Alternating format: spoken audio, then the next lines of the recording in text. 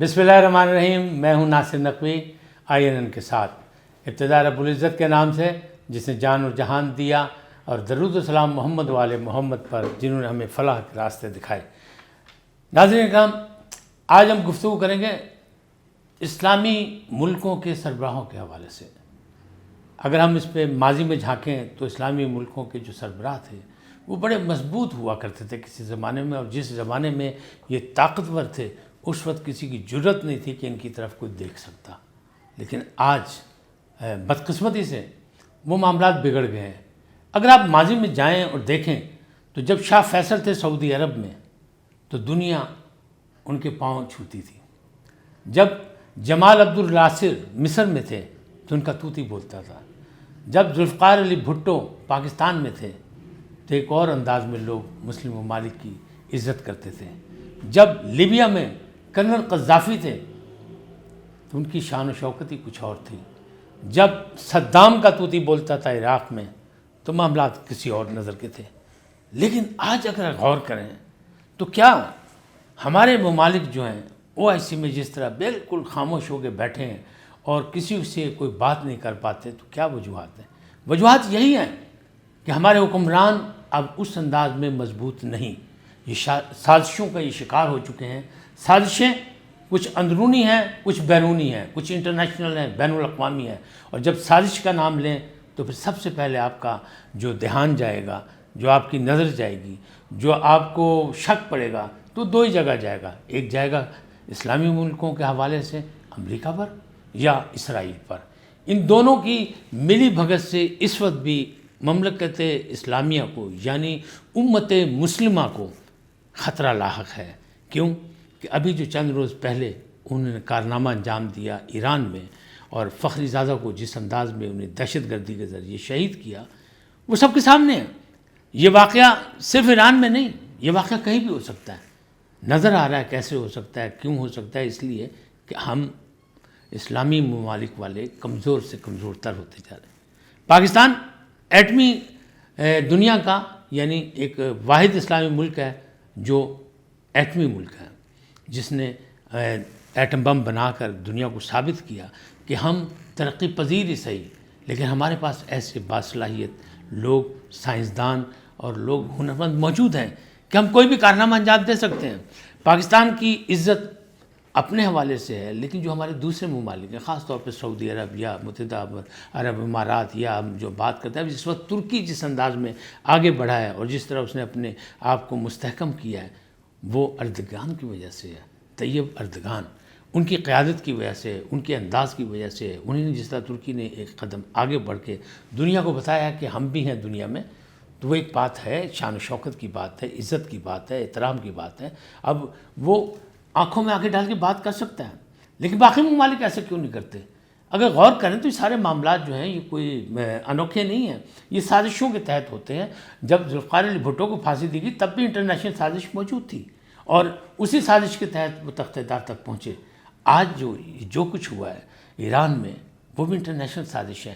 جو حزب اللہ کے جو سربراہ ہے حسن نصر اللہ، انہوں نے نشاندہی کی تھی کہ جو خفیہ دورے ہو رہے ہیں، کبھی مطلب اسلامی ممالک کے کچھ سربراہ یا کچھ شہزادے جو ہیں وہ اسرائیل جاتے ہیں چھپ کے اور وہاں باتیں کرتے ہیں، کچھ وہاں کے لوگ یہاں آتے ہیں، تو یہ ساری چیزیں کیا ہیں؟ یہ سازشوں کا نتیجہ ہے۔ اگر یہ کوئی اچھی بات ہوتی تو اس میں چھپ کے جانے کی کیا بات تھی؟ یہ سوال تو ہے مسلم امہ پہ کہ آخر ایسی کیوں بات ہوئی؟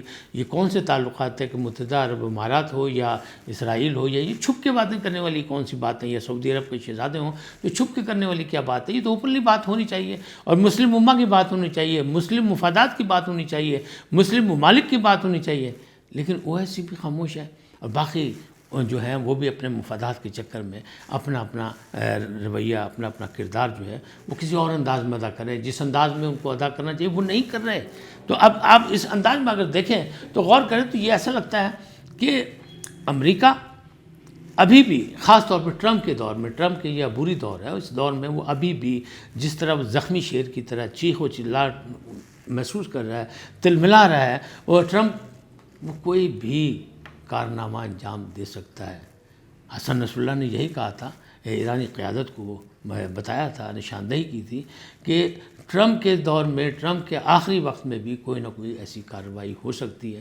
ایک کارروائی تو ہو گئی، ابھی 1 ماہ باقی ہے، اس میں بھی کچھ نہ کچھ ہو سکتا ہے، 2 مہینے بلکہ 1 ہی مہینہ یہ، کیونکہ 20 جنوری کے بعد اس کا اقتدار ختم ہو جائے گا۔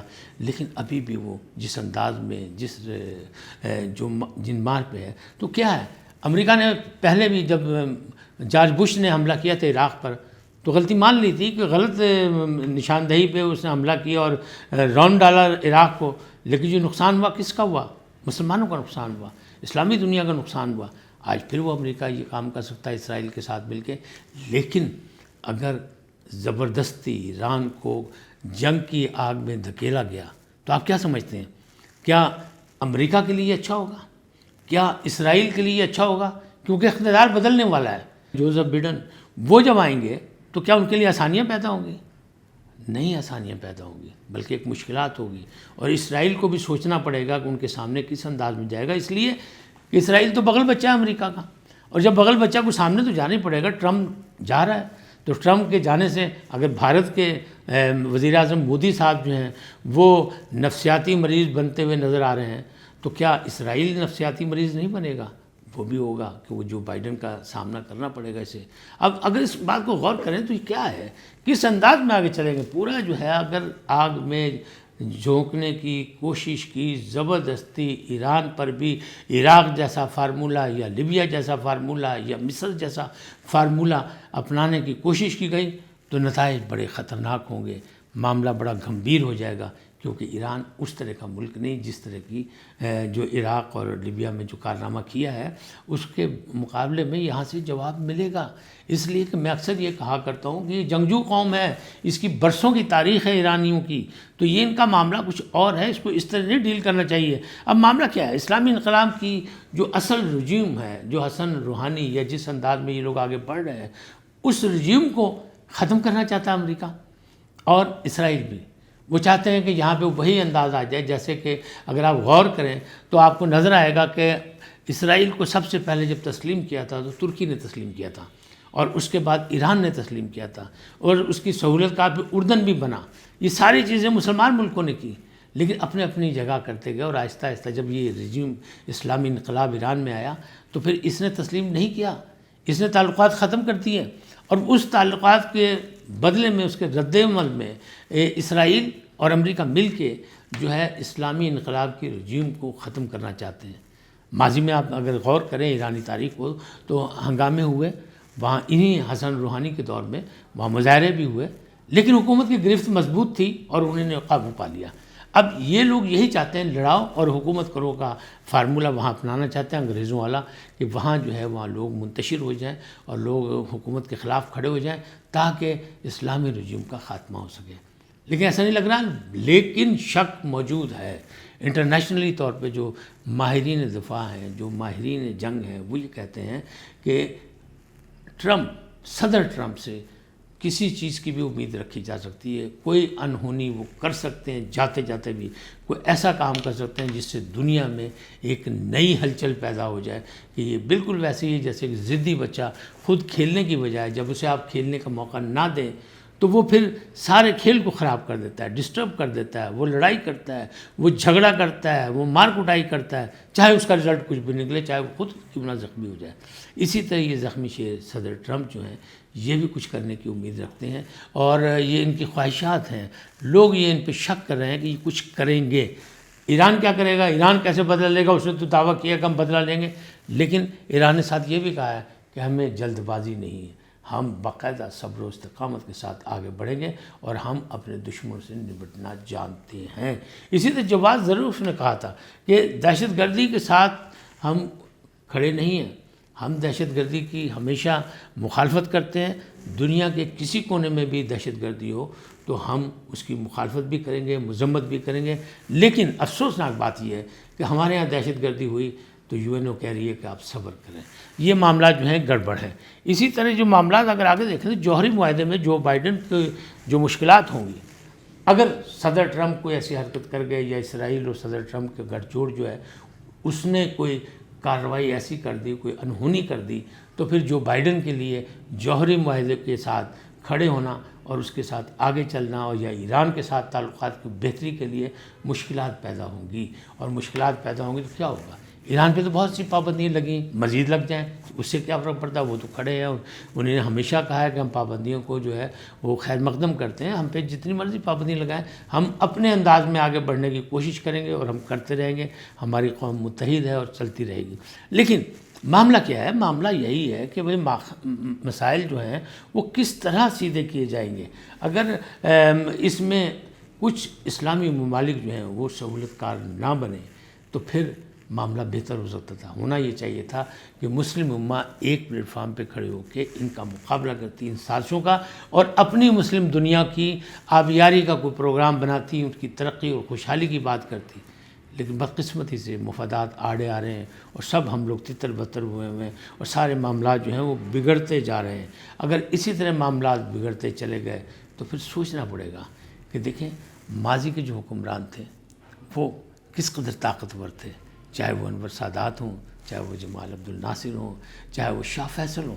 شاہ فیصل کے دور میں یا اسلامی ممالک کی طرف لوگوں کی توجہ ہوتی تھی، وہ چاہتے تھے، کیونکہ انہیں تیل چاہیے تھا، تیل کی تجارت اسلامی ممالک کرتے۔ آج سب کچھ موجود ہے، سارے خزانے موجود ہیں، تیل موجود ہے، سارے کاروبار لیکن اس کے باوجود ہماری وہ طاقت نہیں ہے۔ مسلم امہ کو سوچنا پڑے گا، OIC کو سوچنا پڑے گا کہ یہ کیا مسئلہ ہے، ہماری جو توقیر تھی وہ کہاں گم ہوئی، اور اس گم شدہ توقیر کو ہم کیسے ڈھونڈ سکیں گے۔ یہی آج کا پیغام ہے، یہ آگاہی تھی، کوشش تھی کہ ہم سب کو سیدھا کر کے ساری چیزوں کو سامنے لا کے ایک ایسی چیز بنائیں کہ دیکھیں ہم آئندہ بھی کسی جنگی محاذ پر، پاکستان تو خیر کبھی بھی نہیں کرتا کیونکہ پاکستان تو پرامن ملک ہے، امن کی بات کرتا ہے، ترقی اور خوشحالی کی بات کرتا ہے، لیکن اگر پاکستان کے ہمسائے میں کہیں بھی جنگ ہوئی، اگر یہ آگ لگی تو یہ بارود جو ہے ایسا پھٹے گا کہ پھر یہ دنیا کو اپنی لپیٹ میں لے لے گا۔ اللہ نہ کرے ایسا ہو، اللہ کرے کہ ہمارے اندازے غلط ہوں۔ صدر ٹرمپ جو ہیں وہ جاتے جاتے بھی کوئی ایسی مشکلات پیدا نہ کر سکیں، اور آنے والا وقت جو ہے وہ انسانوں کے لیے خوشحالی اور ترقی کا پیغام لے کے آئے۔ اسی دعا کے ساتھ آج کی بات کو ختم کرتے ہیں۔ اللہ نگہبان، اللہ حافظ۔